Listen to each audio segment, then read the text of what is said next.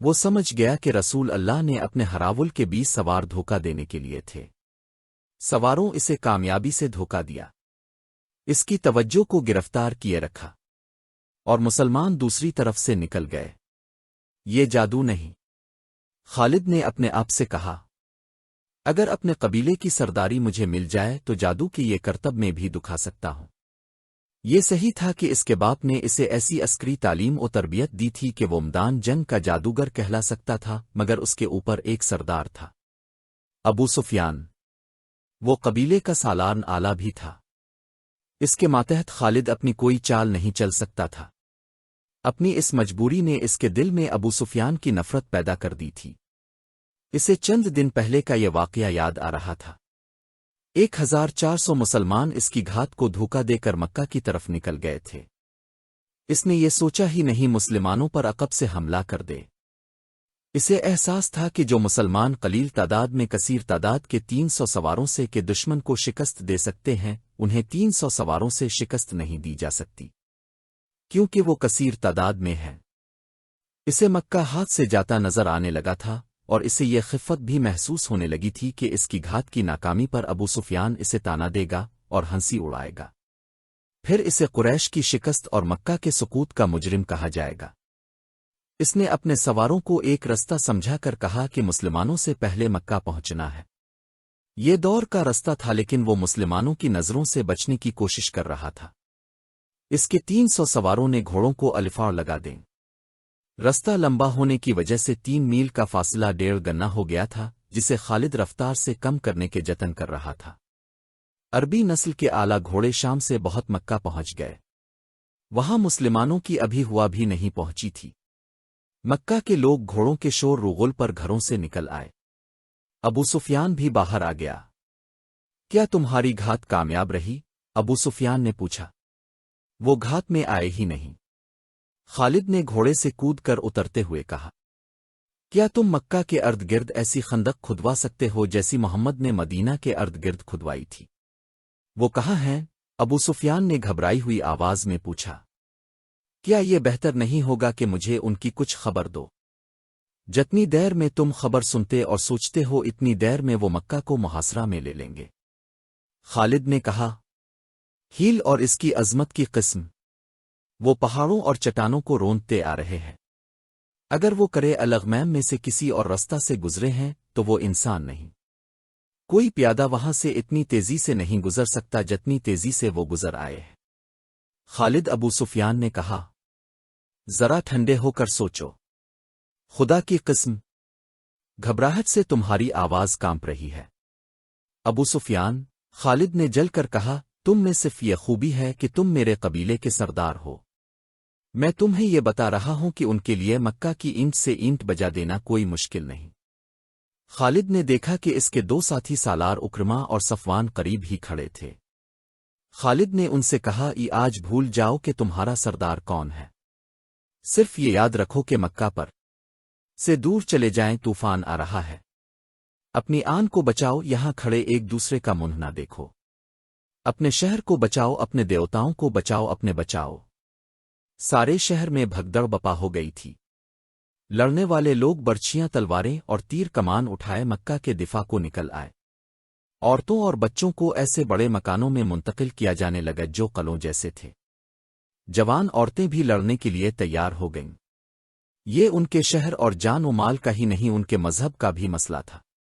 یہ 2 نظریوں کی ٹکر تھی، لیکن خالد اسے اپنے ذاتی وقار کا اور اپنے خاندانی وقار کا بھی مسئلہ سمجھتا تھا۔ اس کا خاندان جنگ و جدل کے لیے مشہور تھا۔ اس کے باپ کو لوگ عسکری قائد کہا کرتے تھے۔ خالد اپنے خاندان کے نام اور خاندانی روایات کو زندہ رکھنے کی سر توڑ کوشش کر رہا تھا۔ اس نے ابو سفیان کو نظر انداز کر دیا، اکرما اور صفوان کو ساتھ لیا اور ایسی چالیں سوچ لیں جن سے وہ مسلمانوں کو شہر سے دور رکھ سکتا تھا۔ اس نے سواروں کی کچھ تعداد اس کام کے لیے منتخب کر لی کہ اور مسلمان اگر محاصرہ کر لیں تو یہ گیور سوار عقب سے محاصرے پر حملہ کر دیں، مگر وہاں جم کر لڑیں نہیں، بلکہ محاصرے میں کہیں شگاف ڈال کر بھاگ جائیں۔ شہر میں افراتفری اور لڑنے والوں کی بھاگ دوڑ اور للکار میں چند ایک عورتوں کی مترنم آوازیں سنائی دینے لگیں۔ ان کی آوازیں ایک آواز بن گئی تھی۔ وہ رزمیہ گیت گا رہی تھی جس میں رسول اللہ علیہ وسلم کے قتل کا ذکر تھا، بڑا جو شیلا اور بھڑکا دینے والا گیت تھا۔ یہ عورتیں گلیوں میں یہ گیت گاتی پھر رہی تھیں۔ چند ایک مسلح شتر سواروں کی مدینہ کی طرف سے آنے والے رستے پر اور 2-3 اور سمتوں کو دوڑا دیا گیا کہ وہ مسلمانوں کی پیش قدمی کی خبریں پیچھے پہنچاتے رہے۔ عورتیں اونچے مکانوں کی چھتوں پر چڑھ کر مدینہ کی طرف دیکھ رہی تھیں۔ سورج افق میں اترتا جا رہا تھا۔ صحرا کی شفق بڑی دلفریب ہوا کرتی ہے، مگر اس شام مکہ والوں کو شفق میں لہو کے رنگ دکھائی دے رہے تھے۔ کہیں سے کسی بھی طرف سے گرد اٹھتی نظر نہیں آ رہی تھی۔ دم نہیں اب تک آ جانا چاہیے تھا۔ خالد نے اکرما اور صفوان سے کہا، ہم اتنی جلدی خندق نہیں کھود سکتے، ہم خندق کا سہارا لے کر نہیں لڑیں گے۔ اکرما نے کہا، ہم ان کے محاصرے پر حملے کریں گے۔ صفوان نے کہا، ان کے پاؤں جمنے نہیں دیں گے۔ سورج غروب ہو گیا، رات گہری ہونے لگی، کچھ بھی نہ ہوا۔ مکہ میں زندگی رہی جیسے وہاں رات آئی ہی نہ ہو۔ عورتوں، بچوں اور بوڑھوں کو قلعوں جیسے مکانوں میں منتقل کر دیا گیا تھا، اور جو لڑنے کے قابل تھے وہ اپنے سالاروں کی ہدایات پر شہر کے ارد گرد اپنے مورچے مضبوط کر رہے تھے۔ رات آدھی گزر گئی، مدینہ والوں کی آمد کے کوئی آثار نہ آئے۔ پھر رات گزر گئی۔ خالد، ابو سفیان نے پوچھا، کہاں ہیں وہ؟ اگر تم سمجھتے ہو کہ وہ نہیں آئیں گے تو یہ بہت خطرناک فریب ہے جو تم اپنے آپ کو دے رہے ہو۔ خالد نے کہا، محمد کی عقل تک تم نہیں پہنچ سکتے، جو وہ سوچ سکتا ہے وہ تم نہیں سوچ سکتے۔ وہ آئیں گے۔ اس وقت تک مسلمان چند ایک مر کے دوسرے قبیلوں کے خلاف لڑ کر اپنی دھاک بٹھا رہے تھے۔ ان میں غزو خیبر ایک بڑا مرکہ تھا، انہیں جنگ کا تجربہ ہو چکا تھا۔ ابو سفیان، خالد نے کہا، میں تمہیں خبردار کرتا ہوں کہ مسلمان اب وہ نہیں رہے جو تم نے الفاہد میں دیکھے تھے۔ اب وہ لڑنے کے ماہر بن چکے ہیں، ان کا ابھی تک سامنے نہ آنا بھی ایک چال ہے۔ ابو سفیان کچھ کہنے ہی لگا تھا کہ ایک شتر سوار نظر آیا جس کا اونٹ بہت تیز رفتار سے دوڑتا آیا تھا۔ ابو سفیان اور خالد کے قریب آ کر اس نے اونٹ روکا اور کود کر نیچے آیا۔ میری آنکھوں نے جو دیکھا ہے وہ تم نہیں مانو گے۔ شتر سوار نے کہا، میں نے مسلمانوں کو حدیبیہ میں خیمہ زن دیکھا ہے، وہ محمد اور اس کا لشکر نہیں ہو سکتا۔ ابو سفیان نے کہا، خدا کی قسم، میں محمد کو اس طرح پہچانتا ہوں جس طرح تم دونوں مجھے پہچانتے ہو۔ شتر سوار نے کہا، اور میں نے ایسے اور آدمیوں کو بھی پہچانا ہے جو ہم میں سے تھے لیکن ان کے ساتھ جا ملے۔ حدیبیہ مکہ سے 13 میل دور مغرب میں ایک مقام، رسول کریم خونریزی سے بچنا چاہتے تھے، اس لیے اب ہم مکہ سے دور حدیبیہ میں جا خیمہ زن ہوئے تھے، ہم ان پر شب خوں ماریں گے۔ خالد نے کہا، انہیں سستانے نہیں دیں گے، وہ جس راستہ سے حدیبیہ پہنچے ہیں اس راستے نے انہیں تھکا دیا ہوگا، ان کی ہڈیاں ٹوٹ رہی ہوں گی، وہ تازہ دم ہو کر مکہ پر حملہ کریں گے، ہم انہیں آرام نہیں کرنے دیں گے، ہم انہیں وہاں سے بھگا سکتے ہیں۔ ابو سفیان نے کہا، چھاپا مار جیش تیار کرو۔ رسول اکرم نے اپنی خیمہ گاہ کی حفاظت کا انتظام کر رکھا تھا۔ گھڑ سوار جیش رات کو خیمہ گاہ کے ارد گرد گشتی پہرا دیتے تھے، دن کو بھی پہرے کا انتظام تھا۔ ایک اور گیور سوار جیش نے اپنے جیسا ایک گھڑ سوار جیش دیکھا جو خیمہ گاہ سے دور آہستہ آہستہ چلا جا رہا تھا۔ مسلمان سوار ان سواروں کی طرف چلے گئے۔ وہ قریش کے سوار تھے جو وہاں نہ رکے اور دور چلے گئے۔ کچھ دیر بعد وہ ایک اور طرف سے آتے نظر آئے اور مسلمانوں کی خیمہ گاہ سے تھوڑی دور رک کر چلے گئے۔ دوسرے روز وہ سوار خیمہ گاہ کے قریب آ گئے۔ اب کے مسلمان سواروں کا ایک جیش جو خیمہ گاہ سے دور نکل گیا تھا واپس آ گیا۔ اس جیش نے ان سواروں کو گھیر لیا، انہوں نے گھیرے سے نکلنے کے لیے ہتھیار نکال لیے۔ ان میں جھڑپ ہو گئی لیکن مسلمان سواروں کے کماندار نے اپنے سواروں کو روک لیا، انہیں نکل جانے دو۔ جیش کے کماندار نے کہا، ہم لڑنے آئے ہوتے تو ان میں سے ایک کو بھی زندہ نہ جانے دیتے۔ وہ مکہ کے لڑاکا سوار تھے، انہوں نے واپس جا کر ابو سفیان کو بتایا، چند اور سواروں کو بھیجو۔ ابو سفیان نے کہا، ایک شب خون مارو۔ میرے قبیلے کے سردار، ایک سوار نے کہا۔ ہم نے شب خون مارنے کی بہت کوشش کی ہے، لیکن ان کی خیمہ گاہ کے ارد گرد دن رات گھڑ سوار گھومتے پھرتے رہتے ہیں۔ قریش کے چند اور سواروں کو بھیجا گیا۔ انہوں نے کہ ذرا بعد شب خون مارنے کی کوشش کی، لیکن مسلمان سواروں نے ان کے کچھ سواروں کو زخمی کر کے وہاں سے بھگا دیا۔ مکہ والوں پر تذبذب کی کیفیت طاری تھی۔ وہ راتوں کو سوتے بھی نہیں تھے۔ محاصرہ کے ڈر سے وہ ہر وقت بیدار اور چوکس رہتے تھے، اور دن گزرتے جا رہے تھے۔ آخر ایک شام روز مکہ میں ایک مسلمان سوار داخل ہوا۔ یہ حضرت عثمان تھے۔ انہوں نے ابو سفیان کے متعلق پوچھا۔ ابو سفیان نے دور سے دیکھا اور دوڑا آیا۔ خالد بھی آ گیا۔ میں محمد رسول اللہ کا پیغام لے کر آیا ہوں۔ حضرت عثمان نے کہا، ہم لڑنے نہیں آئے، ہم عمرہ کرنے آئے ہیں۔ عمرہ کر کے چلے جائیں گے، اگر ہم اجازت نہ دیں تو؟ ابو سفیان نے پوچھا۔ ہم مکہ والوں کا نہیں، خدا کا حکم ماننے والے ہیں۔ حضرت عثمان نے جواب دیا، ہم اپنے اور اپنی عبادت گاہ کے درمیان کسی کو حائل نہیں ہونے دیا کرتے۔ اگر مکہ کے مکان ہمارے لیے رکاوٹ بنیں گے تو خدا کی قسم، مکہ ملبے اور کھنڈروں کی بستی بن جائے گی۔ اگر یہاں کے لوگ ہمیں روکیں گے تو مکہ کی گلیوں میں خون بہے گا۔ ابو سفیان، ہم امن کا پیغام لے کر آئے ہیں اور یہاں کے لوگوں سے امن کا تحفہ لے کر جائیں گے۔ خالد کو وہ لمحے یاد تھے جب یہ مسلمان سوار پروقار لہجے میں دھمکی دے رہا تھا۔ خالد کا خون کھول اٹھنا چاہیے تھا، لیکن اسے یہ آدمی بڑا اچھا لگا تھا۔ ابو سفیان نے عثمان کو عمرے کی پیشکش بھی کی تھی، لیکن انہوں نے اپنے نبی صلی اللہ کے بغیر اکیلے عمرہ کرنے سے صاف انکار کر دیا تھا۔ ادھر مذاکرات میں جب زیادہ وقت گزرا تو ہوا کہ دوش پر یہ افواہ حدیبیہ پہنچی کہ عثمان کو قتل کر دیا گیا ہے، جس کے جواب میں رسول کریم علیہ السلام نے قتل عثمان کے انتقام کے لیے اپنے 1400 جانصاروں سے بیعت لی تھی۔ اسی بیعت کو تاریخ میں بیعت رضوان کے نام سے یاد کیا جاتا ہے، اور اسی بیعت کی وجہ سے ابو سفیان سمجھوتے پر راضی ہوا تھا۔ پھر ایک صلح نامہ تحریر ہوا تھا، اسے صلح حدیبیہ کا نام دیا گیا۔ مسلمانوں کی طرف سے اس پر رسول اکرم نے اور قریش کی طرف سے سہیل بن عمرو نے دستخط کیے تھے۔ اس صلح نامے میں طے پایا تھا کہ مسلمان اور اہل قریش 10 سال تک نہیں لڑیں گے، اور مسلمان آئندہ سال عمرہ کرنے آئیں گے اور مکہ میں 3 دن ٹھہر سکیں گے۔ رسول کریم قریش میں سے تھے۔ خالد آپ کو بہت اچھی طرح سے جانتا تھا، لیکن اب اس نے آپ الف کو دیکھا تو اس نے محسوس کیا کہ یہ کوئی اور محمد ہے۔ وہ ایسا متاثر ہوا کہ اس کے ذہن سے اتر گیا کہ یہ وہی محمد ہے جسے وہ اپنے ہاتھوں قتل کرنے کے منصوبے بناتا رہتا تھا۔ خالد نبی کریم کو ایک سالار کی حیثیت سے زیادہ دیکھ رہا تھا، وہ آپ کی عسکری اہلیت کا قائل ہو گیا تھا۔ صلح حدیبیہ تک مسلمان رسول کریم کی قیادت میں چھوٹے بڑے 28 مرکے لڑ چکے اور فتح و نصرت کی دھاک بٹھا چکے تھے۔ مسلمان عمرہ کر کے چلے گئے۔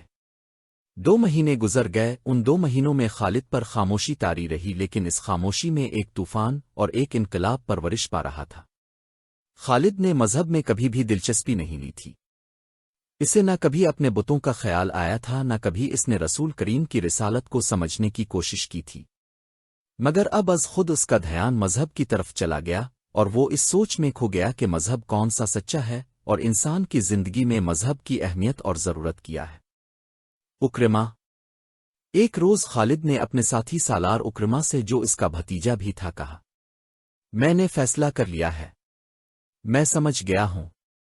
کیا سمجھ گئے ہو خالد؟ اکرمہ نے پوچھا۔ محمد جادوگر نہیں، خالد نے کہا، اور محمد شاعر بھی نہیں۔ میں نے محمد کو اپنا دشمن سمجھنا چھوڑ دیا ہے، اور میں نے محمد کو خدا کا رسول تسلیم کر لیا ہے۔ حبل اور اس کی قسم، تم مذاق کر رہے ہو؟ اکرمہ نے کہا، کوئی نہیں مانے گا کہ ولید کا بیٹا اپنا مذہب چھوڑ رہا ہے۔ ولید کا بیٹا اپنا مذہب چھوڑ چکا ہے۔ خالد نے کہا، کیا تم بھول گئے ہو کہ محمد ہمارے کتنے آدمیوں کو قتل کرا چکا ہے؟ اکرمہ نے کہا، تم ان کے مذہب کو قبول کر رہے ہو جن کے خون کے ہم پیاسے ہیں۔ میں نے فیصلہ کر لیا ہے اکرمہ، خالد نے 2 ٹوک لہجے میں کہا، میں نے سوچ سمجھ کر فیصلہ کیا ہے۔ اسی شام ابو سفیان نے خالد کو اپنے ہاں بلایا۔ اکرمہ بھی وہاں موجود تھا۔ کیا تم بھی محمد کی باتوں میں آ گئے ہو؟ ابو سفیان نے اس سے پوچھا۔ تم نے ٹھیک سنا ہے ابو سفیان، خالد نے کہا۔ محمد کی باتیں ہی کچھ ایسی ہیں۔ مشہور مورخ واقد نے لکھا ہے کہ ابو سفیان قبیلے کا سردار تھا۔ اس نے خالد کا فیصلہ بدلنے کے لیے اسے قتل کی دھمکی دی۔ خالد اس دھمکی پر مسکرا مگر عقل میں برداشت نہ کر سکا، حالانکہ وہ خود خالد کے اس فیصلے کے خلاف تھا۔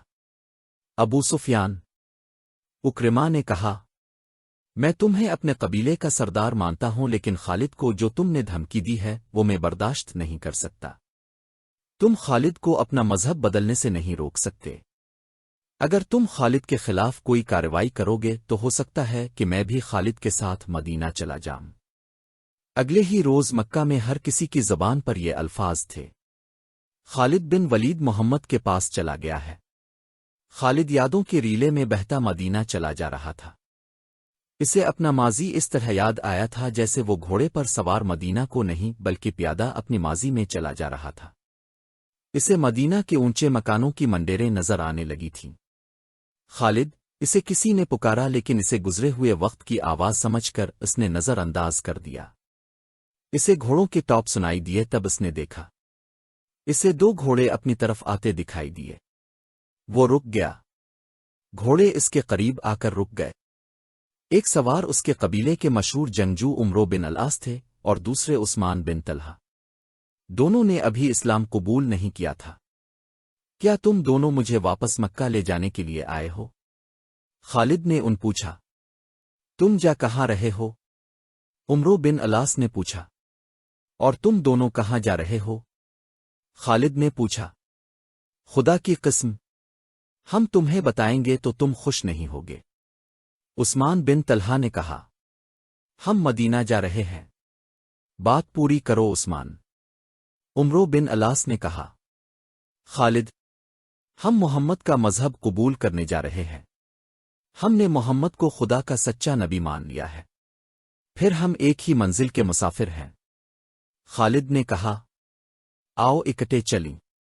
وہ 29 مئی 628 کا دن تھا جب تاریخ اسلام کے دو عظیم جرنیل خالد بن ولید اور عمرو بن العاص مدینہ میں داخل ہوئے۔ ان کے ساتھ عثمان بن طلحہ تھے۔ تینوں رسول کریم کے حضور پہنچے۔ سب سے پہلے خالد بن ولید اندر گئے، ان کے پیچھے عمرو بن العاص اور عثمان بن طلحہ گئے۔ تینوں نے قبول اسلام کی خواہش ظاہر کی۔ رسول اللہ اٹھ کھڑے ہوئے اور تینوں کو باری باری گلے لگایا۔ شہیدوں کو دل سے اتار دیں، ذہن سے ان کا نام و نشان مٹا دیں، ان کی یادوں کو شراب میں ڈبو دیں اس زمین پر جو خدا نے ہمیں شہیدوں کے صدقے عطا کی ہے۔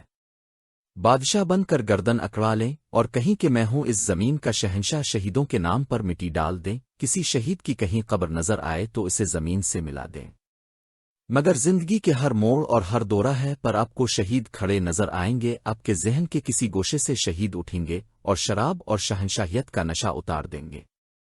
جس نے تخت و تاج کے نشے میں شہیدوں سے بے وفائی کی، وہ شاہ سے گدا اور ذلیل و خوار ہوا، کیونکہ اس نے قرآن کے اس فرمان کی حکم عدولی کی کہ شہید زندہ ہیں، انہیں مردہ مت کہو۔